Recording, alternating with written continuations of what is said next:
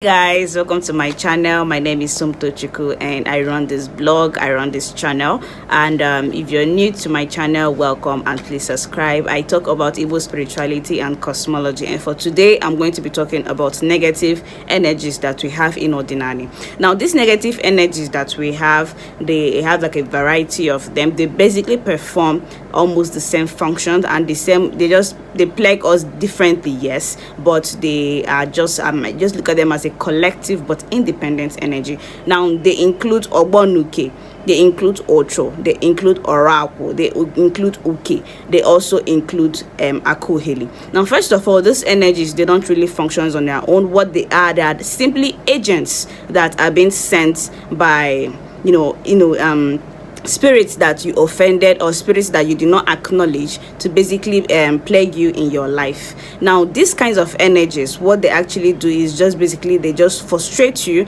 until you're able to basically understand that you also have Izumis, you also have an ancestral or familiar spirit that you need to acknowledge or you need to appease if you basically offended them. Now what are these energies? We look at the first one as Ogbonuke. Now the meaning of Ogbonuke, if you're an Igbo person, you know that Ogbo means a group of people, your age mate or your age group. Now this kind of energy will definitely come from your Ndotu or your Ndotu Ogbanje. Now they're trying to like get something from you or get your attention, maybe from Ndotu Miri or Ndotu Enwana, wherever you're coming from. Now these people are going to try to fight you. Now we hear about Ocho. Ocho comes in different angle. It could be a spirit, it could be your chi, asegena chigi balogota, or na chigi baragocho, or na alose balogocho, or na ndi miri mobundi iche baragocho. It's a negative energy. Ocho could be something like they turned their back on you, leaving you to just basically hunt for yourself, leaving you to just live your life on your own, which is a very dangerous thing to do. Because we look at these spirit energies as ife aina haso we biowa. So oboro na ifa hanine aina haso we biowa decides to leave you alone because of the life you're living, because of the careless life you're living, then it becomes a problem. I think in more baragochu, this is what we are talking about. The same thing with Uke and the same thing with Oraku. In the sense as you can actually involve this thing yourself, you can actually get these energies yourself. Spirits on their own would decide to basically afflict you with these kinds of negative energies because of these things, because of what you did or what you did not do. Now another thing here is Akoheli. Akoheli here means that, or let me say something like I said, means madine meheli emehi. Now it also comes to how do you know that you are being afflicted by this kind of energy. Now this kind of energy will basically cause ihana or ipase mad now more ipogasi. People will just hate you unnecessarily. You've not done anything to these people, but they just hate you. Now another thing is ekota. The way you go to a situation or you go to a place where other people will go there and they become successful, you will go there and you would remain. You understand? Like it's just like you just be asking yourself, onwelonyi mejoro, onwelonyi basuriwe, did you offend anybody? This is the kind of thing the spirits will do to you. They're going to frustrate you, they're going to set you back, they're going to make things difficult for you, and to an extent they can even afflict you with some sort of sickness or some sort of illness. Either it is you or somebody that is close to you or in your family, especially if this kind of energy are dwelling or is dwelling in your family. It's basically just going to affect not just you but your entire family. Now let's look at the causes. What causes this kind of energy to afflict you as a person? And the first here is your chi, because your chi have to accept that this kind of energy is going to afflict you, and it's going to afflict you. Now our people have this saying, now your chi could permit this energy to afflict you because of so many reasons. Now it could be because once as an Igbo person we need to understand that each and every one of us have what we call unsochi, things you're going to unse na soro chigi. If you don't obey to this, or if you don't adhere to this unso that you're supposed to, these things they're supposed to avoid for you to be in a good relationship with your chi, it could result to any of this energy. Now if you're not able to acknowledge and align with your chi will just basically let all those kinds of energy to basically afflict you and leave you on your own. The same thing I talked about your chi or your spirit, when they turn their back on you, they are leaving you to fend for yourself, which is a very dangerous thing. So if your chi allows this thing to happen to you, then there is a reason you first of all need to identify why did this thing happen. Once Alpha tells you chigi na agbagocho, chigi baragenka, you need to first of all know why these things happen. Then you can now basically fight it. Now your ndiche or your alose, for instance, if the family that had an ancestral obi ndiche or fondiche, ihundiche, or an interface where they sacrifice to ndiche, and because you think you're now a Christian and you decide to pack these items and dispose them, your ndiche would basically allow this energy or afflict you with this energy so that you basically come and do the needful. Now the same thing with alose. There are things you're not supposed to do before an alose. If an akajo for an alose, it's expected that after meeting your wife, you clean up yourself, you clean up your aura. Now if you don't do all those kinds of things and you go and pick that of alose, anything can happen to you. The alose would decide to basically afflict you with any of this negative energy. Now for you, now that you don't have any business, you're not the akajofo of that alose, personally you might just basically go to an alose without even, maybe the previous day you slept with your girlfriend or your wife and you did not clean yourself and you just walk majestically into an alose. Now you're going there with your aho arocho, your aro oraku, and once you go inside that okun, now the energy there will decide to basically return or allow this energy to basically fight you, because you first of all you've defiled it. Now sometimes people will like, but you've gone there, why didn't you defile that interface? Now any akajofo knows that periodically you now bring out an ogilishi, periodically you use an osoji, a jocha more, you clean up the aura of that interface. Now for you now that is now bringing that into that allosis obi, it's now going to fight you because you're doing something you're not supposed to do.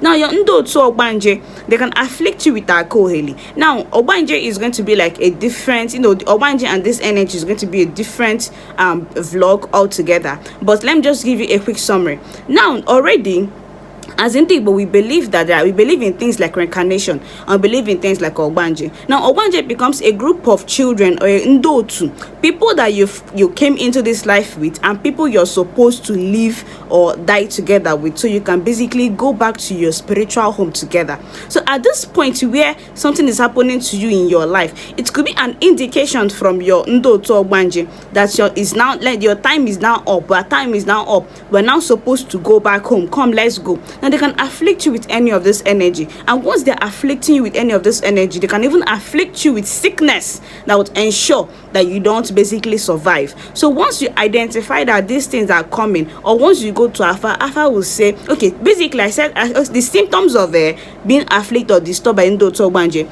is this energy. Now once you now go to Alpha will say onyaga lolu ndotu.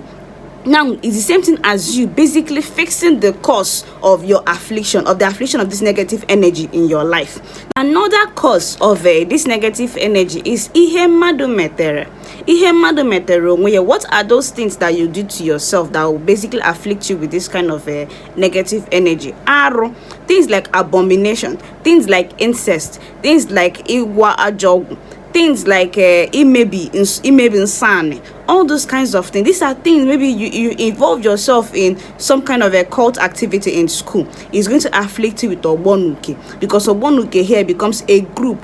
Your group, the kind of group that you basically rode with back in the day in school, is going to basically allow this energy to basically afflict you. So ihe madu metere can basically be the cause of this energy. Another thing here is lack of sexual discipline. Now our young boys, our young men are now looking at promiscuity as polygamy, which is a very terrible thing. Men these days do not really have this sexual discipline unlike our ancestors in those days. Now the hookup syndrome, or the hookup culture that most women are now engaging themselves in, is a very dangerous thing, because it allows a situation, it allows a society where this kind of energy flourish, and it's not a good thing. Now most people will see that once they have sexual intercourse with this kind of woman, they will find out that their business is no longer prospering. Whatever they are doing is just basically setting back in their life. It's because the woman they slept with is being afflicted with this energy energy, and they did not know because this woman is just basically somebody they picked up from the street. So lack of sexual discipline is a very viable cause of be of these afflictions that are associated with this negative energy. Now let's look at the rituals involved in these kinds of situations. Now the first one is Igbo Nwozu. Now in situations where maybe you're being afflicted by this, that not that you don't know, but you're dreaming or you're seeing yourself in some kind of death situation. Now it's essential that you should perform this rite of Igbo Nwozu. Now it's something called of a sympathetic magic, a situation where you bring a life force of an animal and substitute it with your own, enacting it by making sure that that animal dies a violent death. Now if it is a chicken or a goat, you're not going to slash its throat. You're going to now the death you're going to enact is going to be very violent. Now in that same way, you're trying to when you're trying to save your own life. So what we call this thing is basically sympathetic magic. Now another ritual or sacrifice they carry out here is Ike Uke, Ike Obonuke, Ike just as Ike Amosu, Ike Akoheri. All these rituals that involves the tying of these negative energies to prevent them from fighting you. But these things are just temporal fix. They're just temporal fix in the sense that you need to carry out the full rites rituals by first of all identifying what is this root cause. Now if the cause is my people or my ancestors destroyed an ancestral offer, then the best thing to do is what we call Iwachi offer or Iwachi Nyabo Obi, to replace that thing that you spoiled. Now if you first of all treat the root cause of this negative energy, then even if you now just do the normal Ike Aja, Ike, all this and then you now tie this energy together and now periodically you energize it, it's not going to plague your life as often as it would if you did not treat the root cause of these rituals. Now let's of this negative energy, let's look at the items that some of the items, because I don't really know all about some of the items. But first of all, you need to know that this thing work in different angles. It might not necessarily be something that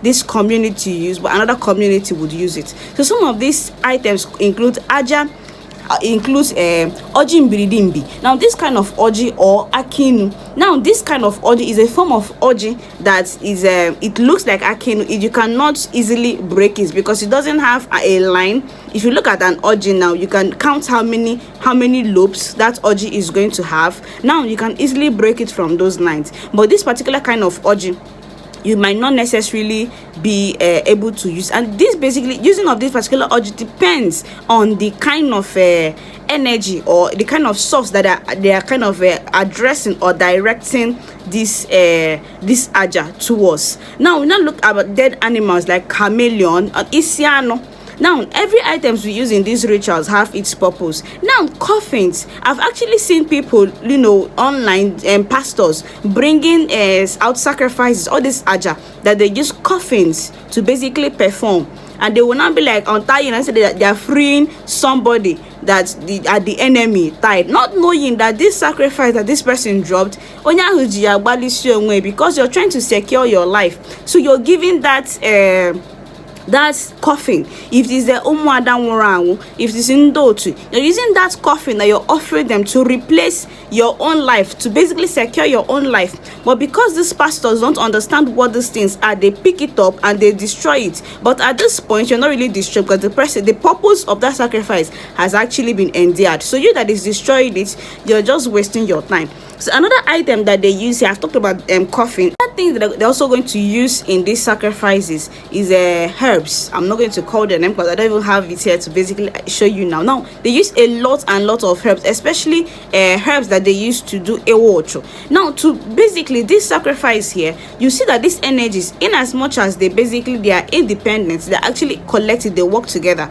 Because if you want to do an oro obonuke, you're also going to do ewocho. Now those herbs that used to do that ewocho, you're going to bring them together and now basically scoop them after beating the bathing after kind of a swag in our show in our whole nubu. Now once you're done with it, you pack those herbs together and also put it in that dark cloth. Now the second usage of that dark cloth is you want to use it to cover, because these are dark energies, and dark energies are also used. I have to use dark and dead things to basically appease them. You now use that dark cloth to cover it. Now finally, we're talking about the dream scenarios that you would have, and then it's an indication that you need to basically carry out some of these rites or rituals that are dedicated to dead people. When you constantly see yourself with dead people, your dead ancestors constantly, then you know that death is already knocking on your door, and you need to basically, you know, kind of perform rituals that are targeted at fighting or basically helping to save your life. If you see masquerades in your dream,